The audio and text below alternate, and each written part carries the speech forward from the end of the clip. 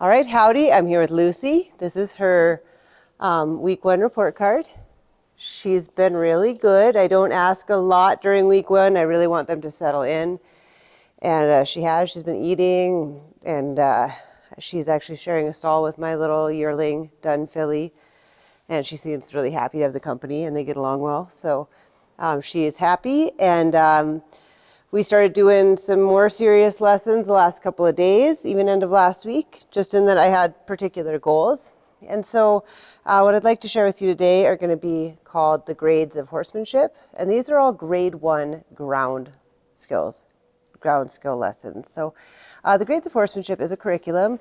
It's super helpful for learning to train horses, troubleshooting things, approaching high-level skills from a baby steps perspective. So there are 9 different grade levels in this curriculum. Grade 1 is the simplest, up through 9 the hardest, and then within each grade there are different skill sets, including forward and backward. We've been working on that. It looks a lot like leading or lunging, but can you control the feet? Can you control the gait? Can you halt? Can you back? Also controlling the parts and pieces of the horse, the front and the hind quarters, setting the horse different directions like back or sideways. So I'm going to go ahead and just show you a little bit here. I'm on the near side, we call this the near side, but the left hand, the normal leading side. I'm going to ask her to walk off, very nice, without pulling on the rope. And I'm just going to move real slow here so you can see, and I'm going to ask her to rate me, and then I'm going to stop. Very nice. Whoa. So the matching energy exercise is done on both sides of the horse. I'm going to go ahead and lead her away on the near side, and I'm going to lead her back on the off side. I'm also going to go ahead and ask for another grade 1 skill, which is to move that that shoulder. You see how she just blocked me and then put her head and neck in the way because she would like to go back to the gate, right? So I'm going to ask her to move the front end of her body out of my way. This is another grade 1 skill, 4 quarters. We're going to move that shoulder. I'm bending her nose with my halter, pushing the head and neck. Good. And this is what will develop your showmanship turns. Whoa. Nice. Pivot foot stayed planted. She stayed mentally connected. I could control every step. It didn't start like that. We have a lot of baby brain. She has not been naughty, but she's been very distracted, and she tends to want to just kind of wander off. So, whoa. I'm going to actually ask her to back for that, kind of sending the energy in the direction it kind of volunteered, sending it in the opposite direction. She wanted to go forward, I backed her. I'm going to yield the 4 quarters again, and there I had to block. Had to block the head and block the neck. Good. When you're in a halter class, you want to be able to hold her right with her not swinging her head and neck around. If you need to block her, if she's swinging her head and neck around in a training session, not in your halter class, you can use the tips of your fingers firmly against the cheekbone, just above that halter piece. And you can give her a little tap or just hold your fingers where she will kind of bump into you as she comes towards you. Very good correction point for that head swinging into your space. Not a safe habit. I didn't follow her all the way there, right? I blocked her at the edge of my bubble. I said, that's my space. Okay, very good. I'm going to yield the shoulders again. I start by moving the head and neck, moving that shoulder around. Good. Whoa. Not as good as the first one, but not bad. Now I'm going to switch sides, and I'm going to ask her to stay whoa. She's already wiggling loose, and this is probably one of the hardest things that she has struggled with is whoa means now, all 4 feet, and you're accountable for that. And the further you get away from her, the harder it is for her. The more I'm holding her steady, the easier it is for her to stand still to a point. And then quickly, if I leave the area where she is busy and worried. And of course, that's just an immature baby brain in part, but she must also learn to self-regulate. I'm going to use that wiggling rope. I'm going to use that wiggling stick. And again, send the energy back in the direction it volunteered to go, like opposite direction from where she volunteered forward. I said, nope, thanks. In fact, take it back to make sure you understood my message of no. Show me the opposite of that thought.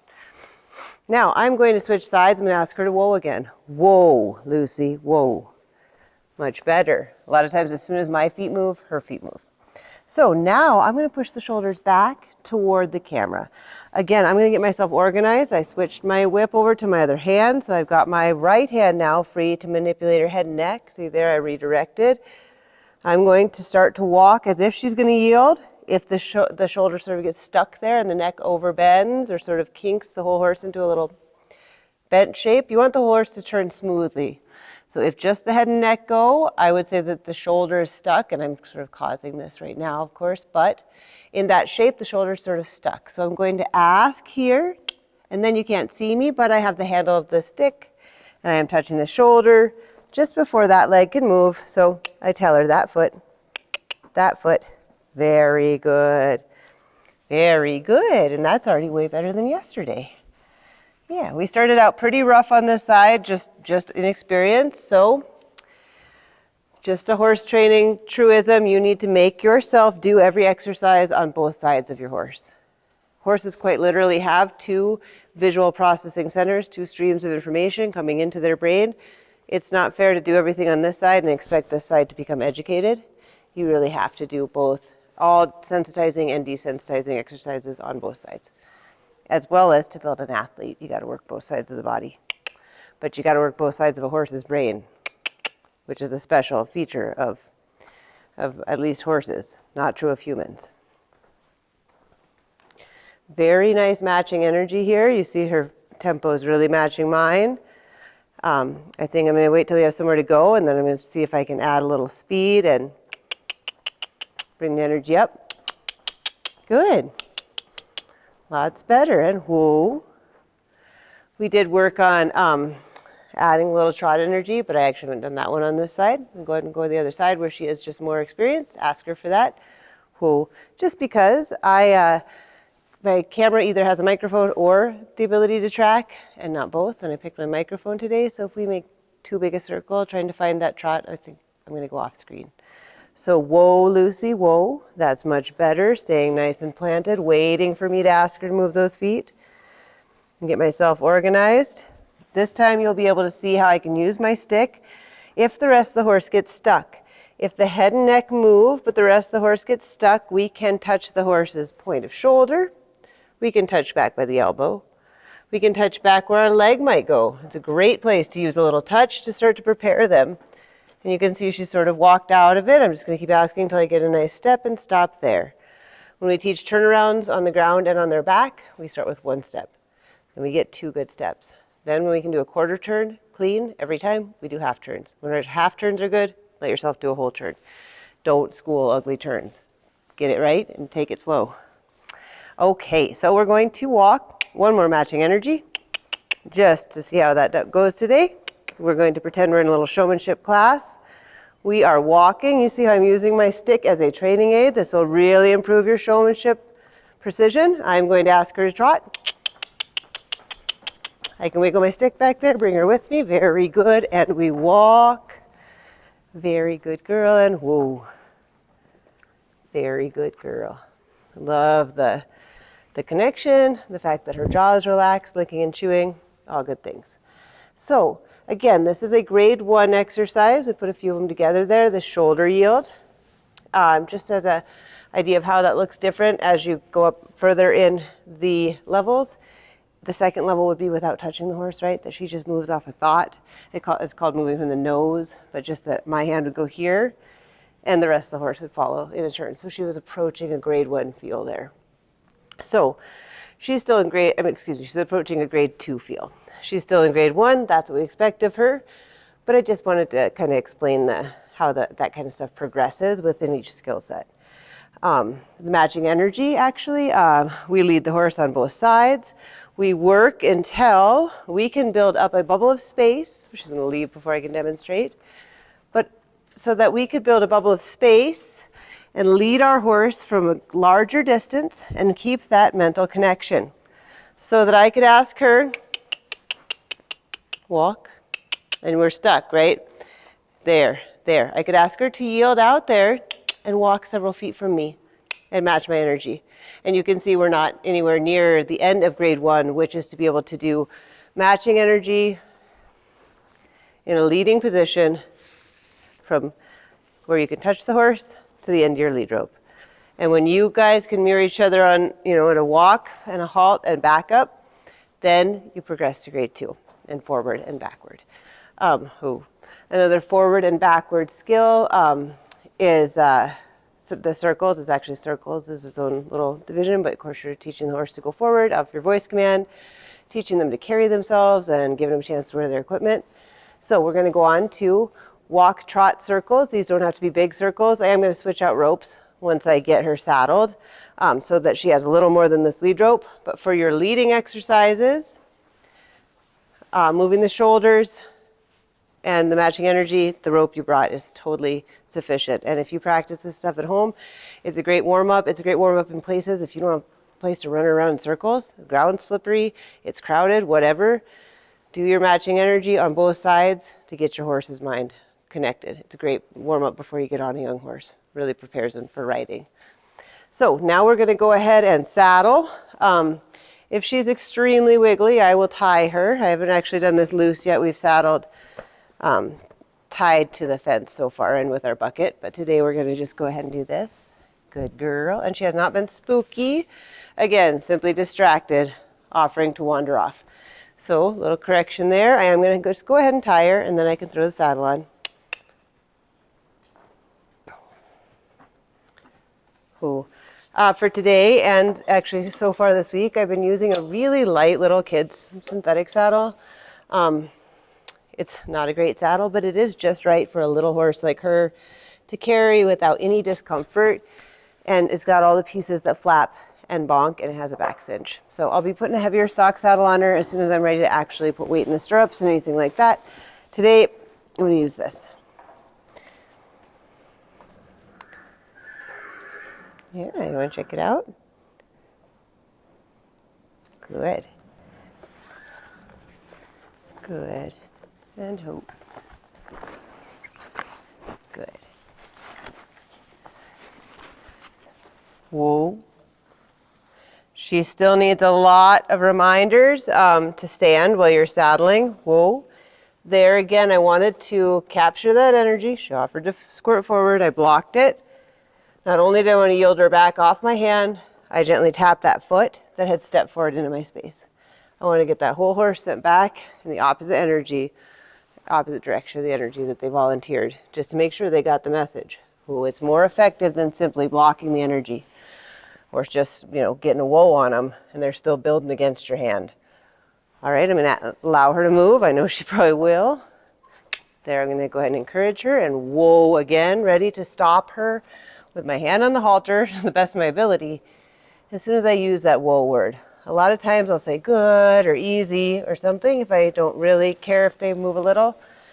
But if I want them to stop, or I'm, got a horse that needs to work on standing still, if I use the word whoa, I want it to mean all 4 feet right now until I say otherwise. So here I'm holding on to the cheek piece or the knot of that halter. Great place to stabilize the horse from the side.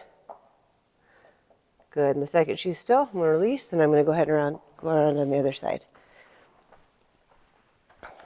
Whoa. Yeah, she's a good girl. And I do like a young horse to give me lots of room. Just another horse trainer's tip. Don't let your horse put you in a tight spot when you're saddling a colt. Always ask them to yield a little. They stand a little close to the fence. That way you are not in a bind should something happen. Well, you've got a lot of room to get out of the way.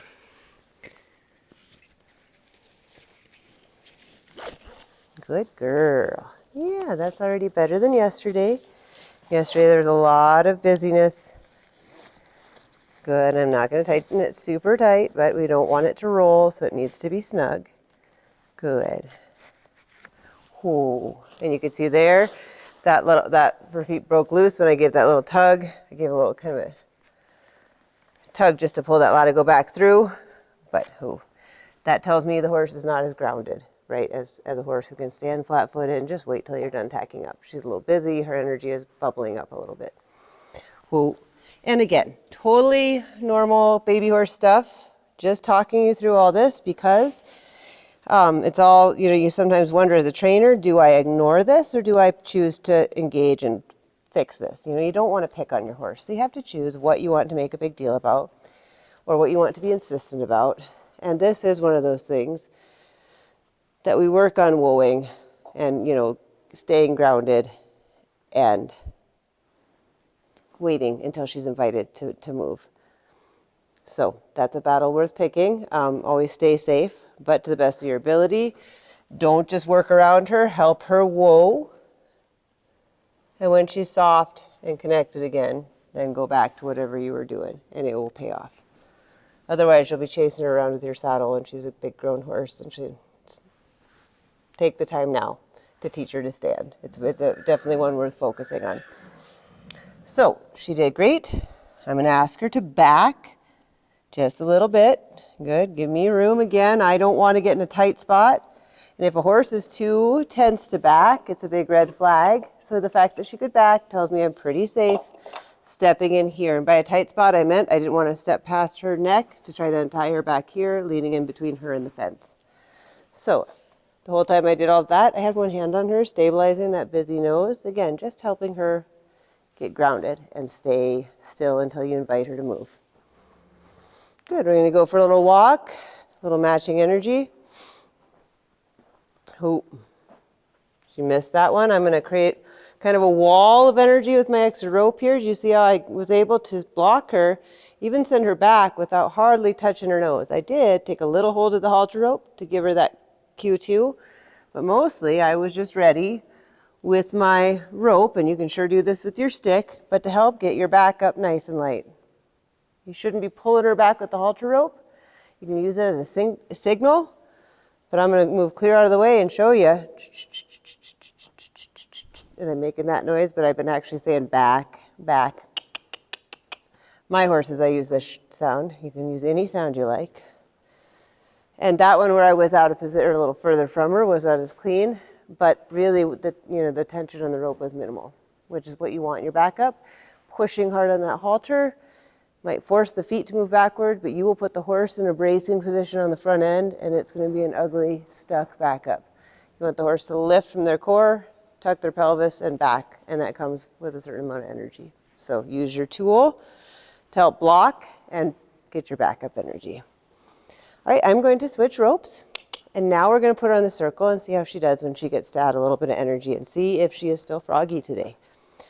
So a lot of these exercises I've shown you today are pretty low energy. It is important that you do both low energy and high energy work with a young horse. You want to really give them a chance to get their heart rate up, get some fresh oxygen, move some stress hormones even if they are having some, issues about, her first couple sessions here, she was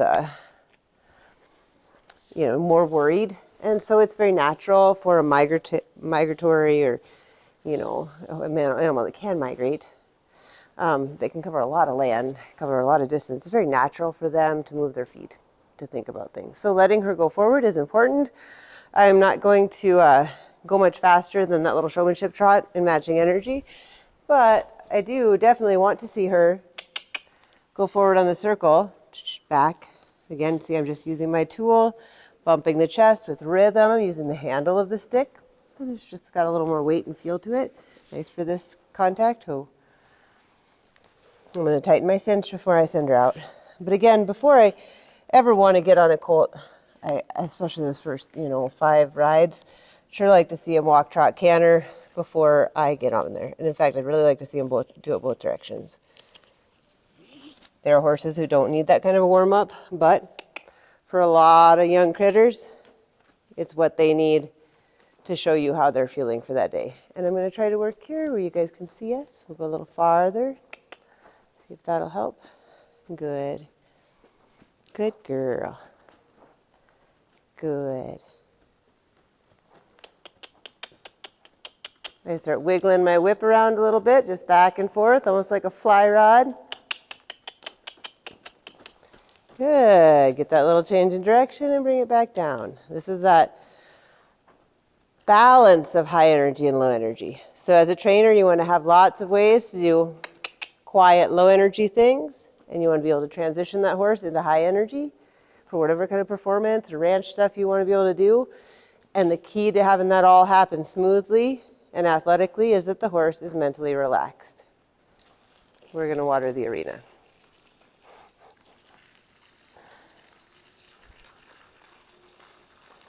This will make the video a little longer.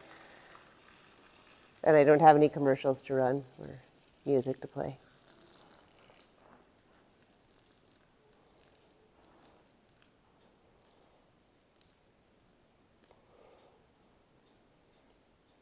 Okay, are you ready?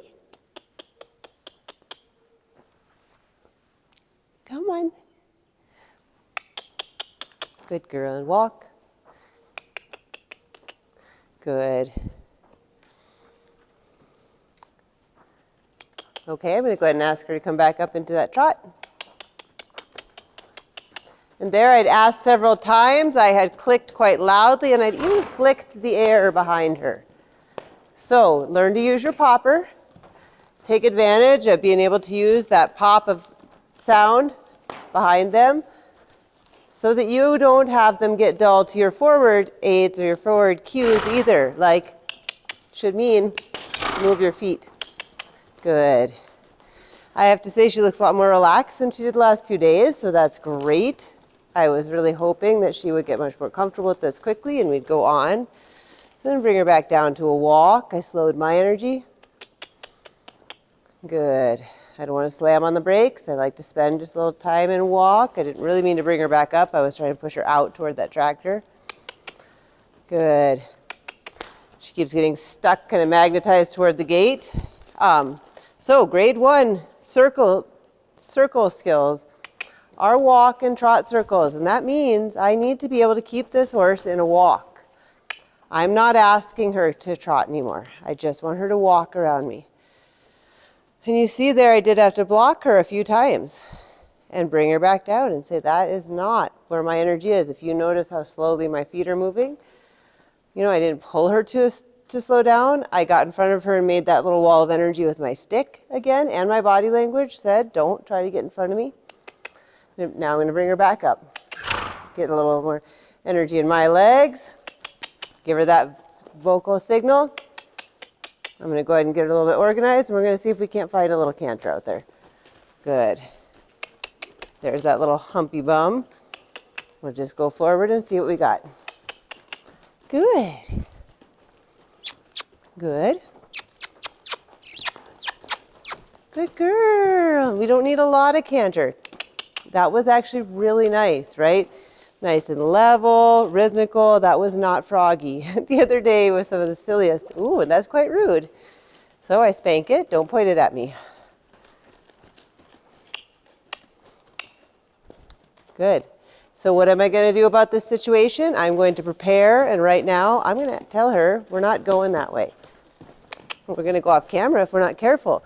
But if you notice, I stay right with that hip, and now I've made a wall of energy on this side, and I'm kind of banging on her rib.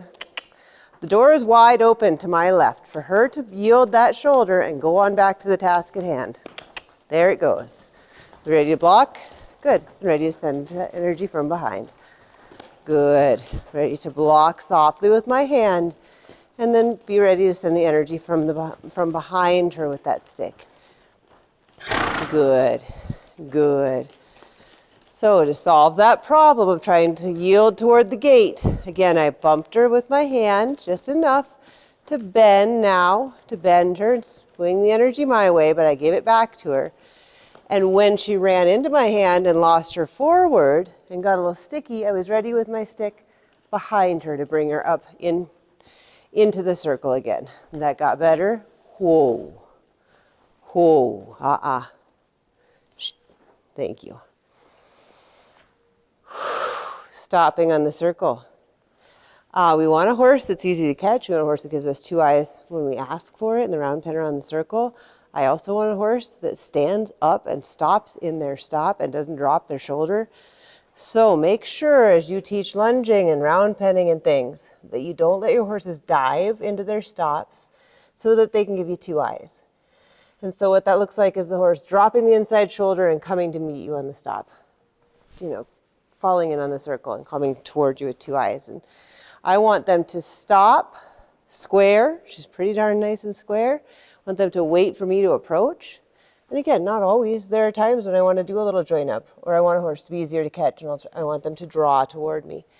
But I also really want to know that if I say whoa and I'm blocking, I don't know if you saw my body language, But my signal to her was very strong block of, don't come to meet me, just stop.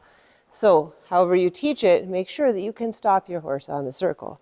I'm asking her to whoa. I like that. I like that she waited for me. I'm going to yield the shoulder again so we can take it the other way. Good. Good. Good. Whoa. Good. I love that she waited on me there. Okay, and I'm going to ask her to walk off. Good. You notice I am wearing gloves. Use lots of caution when you use any kind of rope. You probably already know that, but lunging lines can be dangerous. Never, ever, ever get your coils, or even don't even coil it. Use a figure 8, but never, ever let your slack turn into a mess that you could get drug with. And wear gloves. Great way to get a rope burn. Have a horse really test you once. And of course, no one can pull a horse to a stop, but with pressure and release, you can unbalance a horse and interrupt a horse who's trying to bolt and drag you. So having gloves can make the difference of whether or not you have enough strength to actually block and release a horse that might be really like bolting. I'm going to ask her for a little trot this way. I actually don't care if we don't find a canter today. Fine with that, as long as we stay mentally connected and we trot without any humpiness. Very good. Good girl. And one reason I won't ask for that canter today is because it isn't actually a grade 1 skill. And because of my camera kind of not seeing the whole arena, we have to make our circles a little smaller. So that was nice. We came to a walk. Even though I was talking, she sort of matched my slowed energy, and I'm going to whoa. Whoa. And I use that little side-to-side wiggle of the rope again to make a visual block. It looks kind of spooky when your rope snakes back and forth and makes a little wall of energy between the two of you. You can use it to block them if they want to come into you. She's being great. I'm going to go see her. I'm going to go rub on her. Whoa. Very good, Bailey. I'm going to go ahead and do some of moving into like looking at grade 1 riding skills, lateral flexions. Can you, without the horse moving out of their tracks, ask them to bend full range of motion left and right. Very nice. That was, again, better than yesterday. Whoa. Whoa. I love that she's not wandering off. Very good. Whoa. Wah, ah, ah, ah, ah. Whoa. Good. And I did touch her with my stick there, which reminds me of another grade 1 skill, which is one more of the desensitizing skills. That was really nice. Whoa. But of course, rub the horse with your stick. And it's a great way to make your tack make funny noises, to touch in places they're not expecting it, and turn it into a soft touch. Good. Good. Good. Good. So, and you want to always do that from both sides. Whoa, I love that she didn't move. Whoa, I don't have a hold of her, right? I don't have contact, I have a hold of the rope, but I am not forcing her to stand. She's standing because her mind is connected, and I haven't asked her to move off yet. Very good. Very good. Good. All right. There are a few other grade 1 exercises. I might teach you some more when you come. Some more like obstacle ones, which she's not very spooky, but say you want to teach her how to pull a sled. Grade 1 obstacle training, and I'm going to move the sled and see how she handles that. Nice. Okay, she just passed. You guys can't even see Gregory the gorilla yet. And grade 1 obstacle training looks like sending the horse to touch a scary object with their nose and with their foot, 2 different skill sets. But go touch the bridge or go touch the gorilla with your nose. Very good. So she passes grade 1 obstacles. Very good. Good girl. Good girl. But you can see she's not completely comfortable because I didn't ask her to move off there. I'm going, whoa. And again, maybe she's comfortable with the gorilla, but she's not grounded, right? So I'm going to ask her to wait. Let me pet her while she's checking that out. Whoa. Good. And can I send her from the offside, right? You have to do this obstacle from both sides, really. So can I ask her to go investigate on this side? I send all my energy and attention down at the thing. My arm is kind of sending her energy and attention. Horses don't really follow a point, but they dang sure follow a feel. And I am sending all that movement and energy through the rope to her nose. She sees where my focus is. And now I'm going to add a little forward energy and say, hey, well, what are your options? Where could I be sending you? And even if I'm just sending her head and neck, I'm sending part of her. And she could take one step, but there I made a whole wall of myself and my rope. I didn't actually touch her, but pushed up into her space. And if I need to, I'll start to bump her there. I like that I got some movement. I've been working on head down. Another grade 1 exercise is raising and lowering the head. I can do it from here. I've been asking her to start to get to do it off the feel of the rope. And so I wiggle, wiggle, wiggle. Wiggle, wiggle, the tiniest movement. Good. Very good girl. And there we got 2, right? The head relaxed and came down, and then we found the obstacle on this side. So that's an example of how one skill leads to the next. You really can send your horse to inspect the creek crossing or the bridge or whatever it is that may have stopped their feet. And if you can ask them for that head down, they may lower and investigate and might keep you from having to get into a battle of wills. So this is her grade 1 report card. She's getting all A's, maybe an A minus, because she's so needy when I'm not here. We have yet to stand very quietly without me nearby, but we're working on it with friends and hay nets and things. And she's settling in great, and for her age, it's just baby brain stuff. Babies don't have as much confidence, and she just gets insecure. But otherwise, she's been very willing. I love that we weren't froggy today. And tomorrow I'll put the heavier stock saddle on, and I will let you know how that goes. All right, thanks. Talk to you later.